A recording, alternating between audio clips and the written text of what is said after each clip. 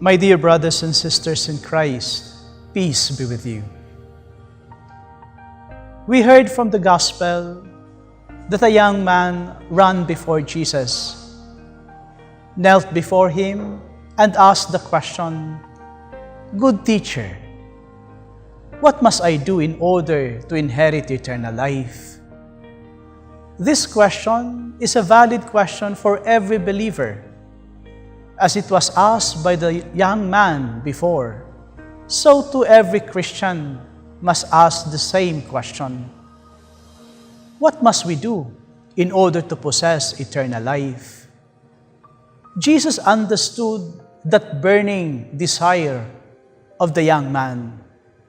As much as He understands us today, we who are seeking, asking the same question, what must we do in order to possess eternal life? But Jesus knew fully well that this question must be clarified, because it is not about doing what we can. Eternal life is first and foremost what God offers to us. It is first a gift, not a reward and a prize that we win. It is a gift that comes from the graciousness of the Lord. But what is eternal life?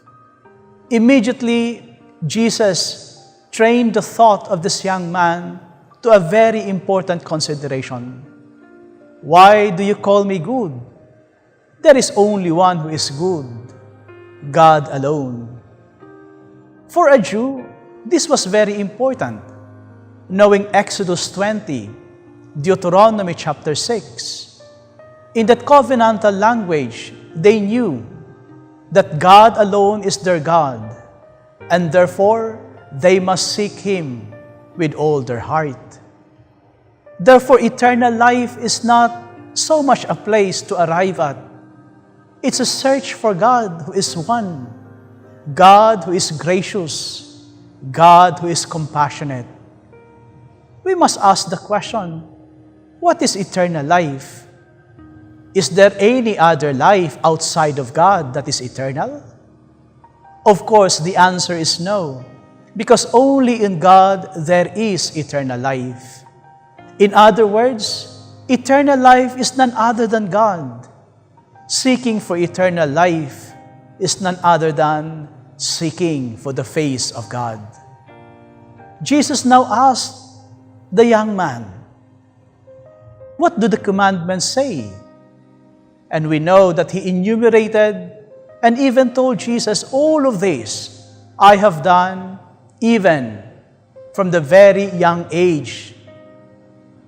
Jesus understood that, but He also would like the young man to understand that the law is not an end to itself. The law are but signposts in the search for the Lord. They help us to find the Lord. They are our guides in order to live our life well, so that living our life well, we may reach at the end of our search in God alone. Therefore, brothers and sisters in Christ, that search for eternal life is none other than the journey of each believer to seek for God. When Jesus answered the young man, who looked at this young man lovingly, He told him, "You lack only one thing. Go, sell everything that you have, give it to the poor, and follow me." This living out of many things, this abandoning of the riches, this is an important maturation of such a search. Because once we find God, everything now becomes secondary.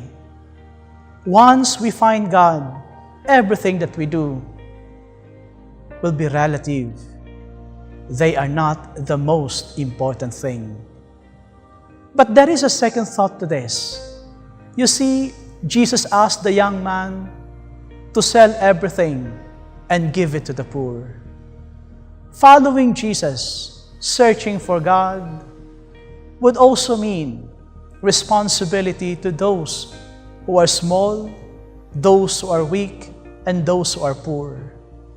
Our relationship with God is not only between us and God. Our relationship with the Lord must also include that responsibility, so that while we search for the Lord in our life, we too may see Him present in those who are weak and those who are poor. You see, my dear brothers and sisters in Christ, searching for eternal life would mean searching for the Lord Himself.